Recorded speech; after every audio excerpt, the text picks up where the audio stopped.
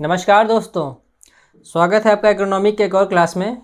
तो जैसा कि हम जो हमारा पार्ट 1 था जिसका नाम था सिंचाई, उसके बारे में जितने भी महत्वपूर्ण टॉपिक थे और जो जो आपकी परीक्षा में पूछा जा सकता है वो सब हम पुरानी लेक्चर्स में कवर कर चुके हैं।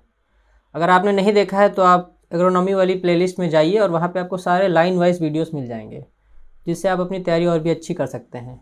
अब बारी आ गई है कि हम थोड़े क्वेश्चन भी सॉल्व कर लें, तो इसीलिए मैंने जितने भी क्वेश्चन बन सकते हैं मल्टीपल चॉइस क्वेश्चन वो मैंने इस लेक्चर के अंदर इंक्लूड करे हैं। तो आइए एक नज़र डाल लेते हैं उन पर भी कि कौन कौन से जो क्वेश्चन है वो सिंचाई से आ सकते हैं। आज का लेक्चर शुरू करते हैं हम लोग।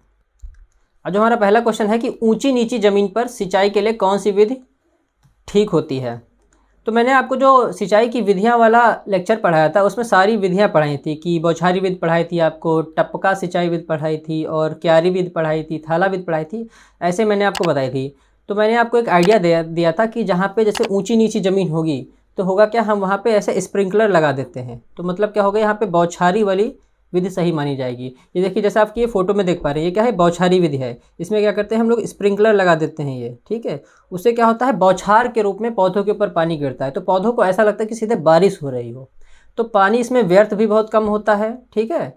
और साथ ही साथ आप बलुई मृदा में भी इसका अच्छा बहुत प्रयोग कर सकते हैं। और जहाँ पे ऊंची नीची ज़मीन होगी वहाँ पे जैसे मान लीजिए आप किसी और विधि का प्रयोग करेंगे, अगर ऊंची नीची ज़मीन होगी तो क्या होगा, एक जगह पानी भरा का भरा रह जाएगा, तब समस्या हो सकती है। लेकिन इसमें ऐसा नहीं है, इसमें बौछार के रूप में पानी गिर रहा है, तो उससे क्या होगा, आपका जल नष्ट भी कम होगा और साथ ही साथ आप ऊंची नीची ज़मीन या फिर जो जैसे पहाड़ी इलाका होता है ना, वहाँ पे ये चीज़ें काफ़ी प्रयोग में लाई जाती हैं। तो ये क्वेश्चन का आंसर जो होगा वो सी वाला सही हो जाएगा, बौछार विधि। अब अगले क्वेश्चन पर नज़र डाल लेते हैं हम लोग। अगला क्वेश्चन काफ़ी इंपॉर्टेंट है दोस्तों।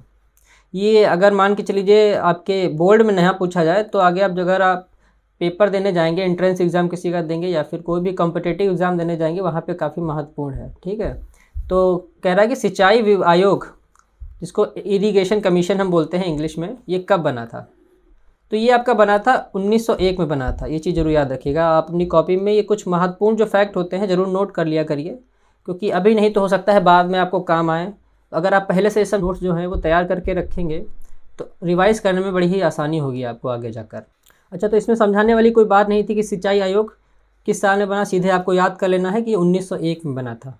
अब अगला क्वेश्चन जो है हमारा, कि ये क्वेश्चन काफ़ी बार पूछा जा चुका है वैसे तो। ये आपका 2008 में पूछा गया है उत्तर प्रदेश बोर्ड के द्वारा, ठीक है। 2008 यूपी बोर्ड में पूछा जा चुका है कि भारत की 2008 नहीं, माफ़ करिएगा, 2016 था वो, मुझे एग्जैक्टली ईयर याद नहीं है। मैंने जब ये आपका जो लेक्चर प्लान किया था उस समय मैंने देखा था कि 2016 में ये पूछा जा चुका है ये प्रश्न, कि भारत की औसत वार्षिक वर्षा कितनी होती है। तो वैसे तो अगर हम दो तरीके से इसमें देखते हैं, एक तो मिलीमीटर में या तो लिखें या तो फिर हम लिखें सेंटीमीटर या फिर सेमी में। तो अगर सेंटीमीटर के हिसाब से देखें तो ये आपका सी वाला ऑप्शन सही हो जाएगा, क्या है, 120 सेमी। अच्छा, अगर यहाँ पे ऑप्शन में सेंटीमीटर ना दिया हो और दिया हो कि 1200 mm, तो आपका ये वाला भी आंसर क्या हो जाएगा, सही माना जाएगा। कैसे, मैं बताता हूँ आपको। आपने अगर गणित में पढ़ा होगा तो 1 सेंटीमीटर बराबर होता है 10 मिलीमीटर, ठीक है। अभी आपको पता है कि भारत की जो वार्षिक वर्षा है वो कितनी है, 120 सेंटीमीटर है। तो इसको आप अगर 10 से गुणा कर देंगे तो ये बन जाएगा 1200 मिलीमीटर। वैसे थोड़ा आगे पीछे चलता है, मान लीजिए कहीं कहीं पे ऑप्शन में आपको ये भी लिखा मिल सकता है कि 1194 मिलीमीटर। तो कोई घबराने वाली बात नहीं है, आपको एग्जैक्ट 120 सेंटीमीटर याद रखिए, उसी हिसाब से अपना देख लीजिएगा, कहीं कहीं पे ज़्यादा दिया होगा, कहीं कहीं पे कम दिया होगा। ज़्यादातर बुकें यहीं लिख के देती हैं कि 120 सेंटीमीटर। वैसे अगर करंट की बात करें 2021 की, तो लगभग मान लीजिए 125 सेंटीमीटर अब होने लगी है वर्षा, ठीक है। लेकिन आपको पेपर में जो क्वेश्चन आएगा उसके हिसाब से 120 ही लगाना है, तो ये चीज़ ज़रूर अपनी कॉपी में नोट कर लीजिएगा। फिर अगला जो क्वेश्चन है कि किस विधि में कम जल लगता है। सिंचाई की ऐसी कौन सी विधि है जिसमें क्या होता है, आपका कम जल लगता है। तो ऑप्शन दिए गए हैं थाला विधि, फिर भराव सिंचाई, बौछारी सिंचाई और पट्टी सिंचाई। बौछारी सिंचाई मैंने आपको बताई थी कि क्या होता है, जब बौछार के रूप में जल गिरता है तो जल नष्ट कम होता है, तो उसी हिसाब से क्या होगा, जल भी कम लगेगा। तो ये वाला ऑप्शन इसमें आपका सही हो जाएगा। अच्छा, थाला सिंचाई से भी एक प्रश्न बनता है कि थाला सिंचाई कहाँ पे यूज़ होती है, मतलब किस तरीके के पौधों में उपयोगी है। तो ये जो बगीचे जो होते हैं उसमें हम लोग सिंचाई की कौन सी विधि अपनाते हैं, ये आपकी थाला सिंचाई विधि होती है। तो ये चीज़ ज़रूर आप याद रखिएगा। अगले प्रश्न की तरफ बढ़ते हैं हम। फिर ये कह रहा है कि जल प्रयोग क्षमता सर्वाधिक होती है, किस विधि में जल प्रयोग क्षमता जो होती है वो सर्वाधिक होती है। अच्छा, तो जल प्रयोग क्षमता को हम लोग अंग्रेजी में वाटर यूज़ एफिशिएंसी बोलते हैं। थोड़े वर्ड इंग्लिश के आप ज़रूर अभी से इस्तेमाल करने की आदत डाल लीजिए, क्योंकि आगे चल के जब आप बीएससी वगैरह करेंगे तो काफ़ी ज़्यादा आसानी आपको होंगी ये सब। इसको शॉर्ट फॉर्म में अगर हम लिखें तो WUE भी लिखते हैं, ठीक है। वाटर यूज़ एफिशिएंसी होता क्या है, जैसे मान लीजिए आपका एक सिंचाई साधन है, मान लीजिए जैसे ये मैं आपको समझाता हूँ, ये है आपका खेत, ठीक है। यहाँ ये आपका एक सिंचाई साधन है, मान लीजिए इसको पंप मान लीजिए, पंप, ठीक है, इंजन, ठीक है, जो पानी खींचने वाला पंप होता है वो है। अब इसके माध्यम से आपने पाइप डाल रखा है जो कि आपके खेत में सीधे जाता है, ये आपका खेत है, ठीक। अब क्या होता है, आप मान लीजिए यहाँ से 20,000 लीटर पानी भेज रहे हैं, ठीक। उसके बाद लेकिन जो आपके यहाँ पे पौधे लगे हैं उनको मिल रहा है केवल 5,000 लीटर, और बचा हुआ पानी जो है वो नष्ट हो जा रहा है। कितना नष्ट हो रहा है, 15,000 लीटर जो आपका पानी है वो क्या हो गया, नष्ट हो गया। तो यहाँ पे जो जल प्रयोग क्षमता होगी वो काफ़ी ख़राब होगी, मतलब आपका जो साधन आप इस्तेमाल कर रहे हैं वो काफ़ी ख़राब होगा। इसी हिसाब से ये कह रहा है कि ऐसी कौन सी सिंचाई विधि है जिसकी जल प्रयोग क्षमता बहुत ही अच्छी होती है, ठीक है। तो यहाँ पे एक ऑप्शन दिया हुआ है बूंद बूंद सिंचाई विधि। उसमें होता क्या है, जैसे मान लो एक पौधा है आपका, मैं बना के दिखाता हूँ, ये पौधे की जड़ें हैं, ठीक। हाँ, अपने खेतों में पाइप डाल देते हैं, मान लीजिए एक दूसरे कलर की मैं पाइप बना के दिखाता हूँ आपको। मान लीजिए ये मैंने पाइप डाल दिया आपके खेत में, ठीक। यहाँ पे एक छोटा सा वो ड्रिपर लगा दिया, इससे क्या होगा, बूंद बूंद जल गिरेगा। ये देखिए बूंद के रूप में ऐसे ये बूंद बूंद जल गिरेगा और सीधे जड़ों के पास पहुँच जाएगा। इसीलिए इसको क्या बोल देते हैं, टपक सिंचाई विधि, ठीक। टपक सिंचाई विधि, ये चीज़ जरूर याद रखिएगा। वैसे जो आपका बूंद बूंद सिंचाई विधि है, इंग्लिश में इसको क्या बोलते हैं, ड्रिप इरीगेशन। इससे 2-3 क्वेश्चन बनते हैं और ये बहुत ही फेमस विधि है। तो ये चीज़ अपने दिमाग में जरूर रखिएगा कि इससे एक नए क्वेश्चन आना जरूर तय है। अब इसके कई नाम हैं, तो सारे नाम जरूर आप याद रखिए। एक तो हो गया टपक सिंचाई विधि, फिर बूंद बूंद सिंचाई विधि। बूंद बूंद इसलिए बोलते हैं क्योंकि सीधे जड़ क्षेत्र में ही जल गिरता है जाके, तो जल नष्ट होने की तो कोई आपकी वो ही नहीं बनते, चांस ही नहीं बनते कि जल आपका नष्ट भी हो सकता है। अब कोई सीधे ही जल जड़ों के पास जा रहा है तो नष्ट होएगा ही नहीं, ठीक है। इसीलिए इसकी क्या होती है, जल प्रयोग क्षमता सर्वाधिक होती है। तो ऑप्शन नंबर इसमें आपका चौथा सही हो जाएगा, बिल्कुल। अब एक क्वेश्चन और यहाँ से नोट करिए कि जो आपकी टपक सिंचाई विधि होती है या फिर ड्रिप इरिगेशन जिसको कह लीजिए आप, ये किस देश में सबसे पहले विकसित करी गई थी, तो इजराइल नाम के देश में। जितनी भी एग्रीकल्चर की टेक्नोलॉजी है दोस्तों, इजराइल इन सब में बहुत आगे है, ठीक है। तभी वो छोटा देश होकर भी बहुत ज़्यादा प्रोडक्शन करता है और उस देश की प्रोडक्टिविटी भी बहुत ज़्यादा है, ठीक है। उत्पादकता जिसको हम हिंदी में बोलते हैं, वो इस देश की बहुत ज़्यादा है मुकाबले अपने भारत देश के। अपने भारत देश में एरिया बहुत है, लेकिन इजराइल तो बहुत एक छोटा सा देश है, फिर भी वो काफ़ी ऊंचाइयों पर है आजकल।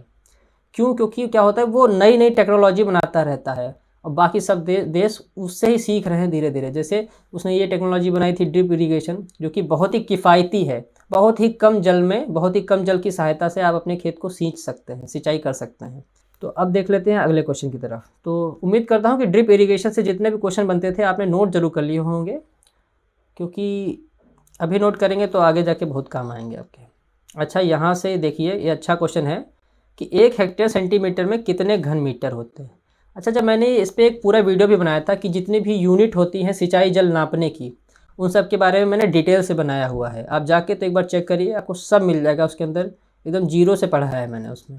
तो फिर से यहाँ पे बता देते हैं कि 1 हेक्टेयर सेंटीमीटर, तो उसके अंदर मैंने बताया था आपको कि हेक्टेयर अगर कहीं पे कह रहा है तो वो क्षेत्रफल नापने के लिए होता है, ठीक है। अगर केवल हेक्टेयर की बात हो रही है, 1 हेक्टेयर में मैंने आपको बताया था 10,000 वर्ग मीटर होते हैं, ठीक। ये कॉमन चीज़ें जरूर याद रखिएगा।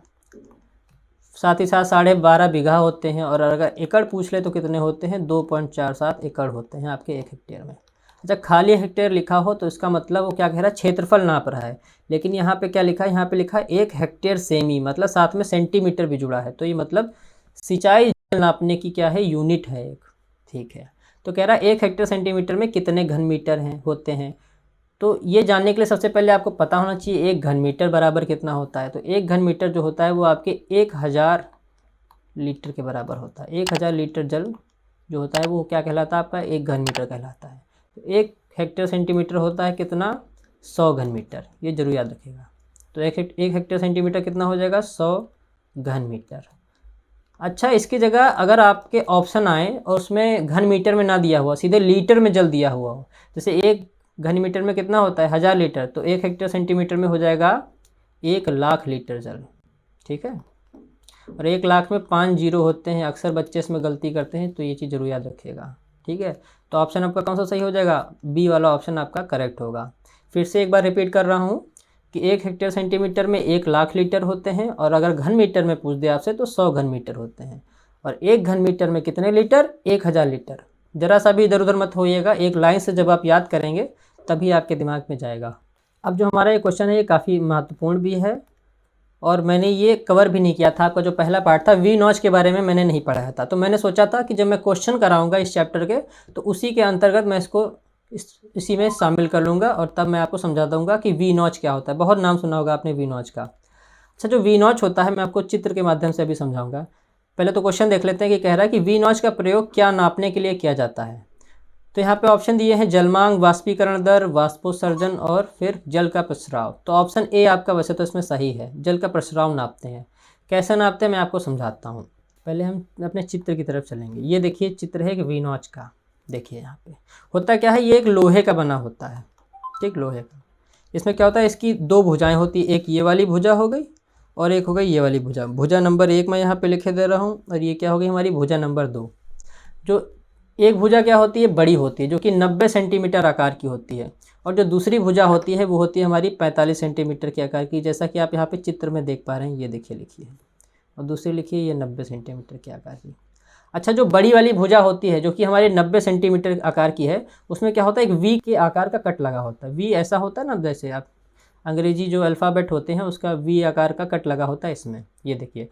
और उस कट का जो कोण होता है वो 90 अंश का होता है, 90 डिग्री का होता है। ये चीज़ जरूर आपको पता होनी चाहिए। ठीक, अब क्या होता है, इसमें 3-3 सेंटीमीटर के अंतराल पे 36 निशान बने होते हैं। ये जो लोहे का आपका जो ये बना था वी नॉच, इस पर क्या होता है 36 निशान लगे होते हैं। कितने, 36 टोटल। ये देखिए आप यहाँ पे देख पा रहे हैं।